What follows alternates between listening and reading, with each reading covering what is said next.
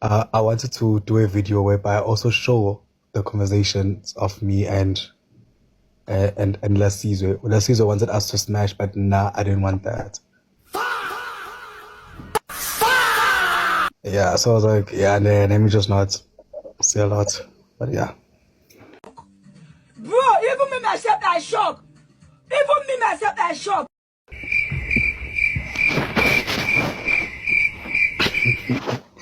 You're lying, bro. Okay, play me like how? No, he's not lying. I know he's not lying. So Oh, Vela, this is what gay celebrities are doing. They thirsty like that.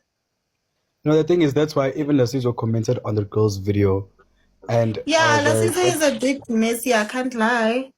so if he does post, trust me, I'm waiting for him to post everything. If he doesn't post that part whereby Ariana, we should smash. I'll post it myself. I'll be like, hey, bruh, I unfollowed you everywhere because when you didn't want us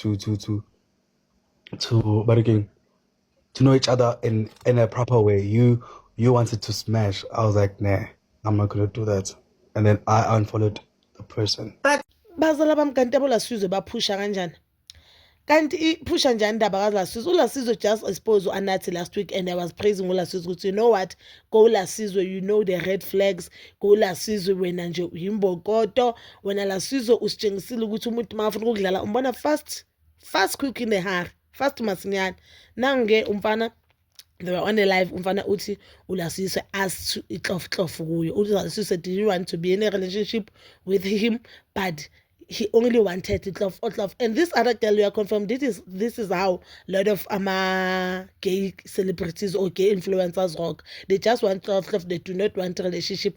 Some part guys I do understand, ne? Some of the parts I do understand why they want that because yazi mawunemali it's so difficult for you to know whether umuntu uyakuthanda for who you are or umuntu ukuthandela for what you have. Mhlawumbe Lasizwe say that point to know what I've been played before. I want to be allowed. I don't want to allow anyone to play me again. I don't know why this guy or this influencer exposed uLasizwe. Mhlawumbe khona into abonile ubona uLasizwe expose uAnathi wathi whoa it's nami expose before expose. I feel like this is unprofessional but ke hayibo uLasizwe.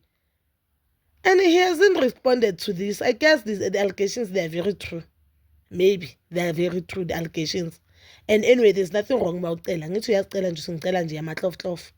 don't want anything more. I just want to enjoy love. I don't want to be in a relationship with you because the guy would go you know what? Let's just be in a relationship. I do not want to be in a relationship with you.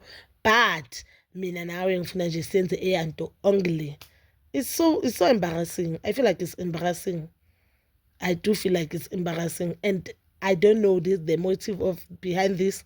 But mhlawumbe guy ubona uLasizwe since expose uAnathi na expose but I feel like uLasizwe had all the right to expose uAnathi since uAnathi did what he did to Dominic. So bekasiza nje amanye amagezi ukuthi beware of this guy. Uza kucela itrip yaseDubai, uza kucela imali, uza kucela incathulo. Umuntu nje ucela yena umuntu otargeta ama-gays. So bazalwane, please comment down below ukuthi uyibona kanjani lento and please don't forget to like, subscribe, share and hit that notification button. Nginethanda ukuya nokubuya.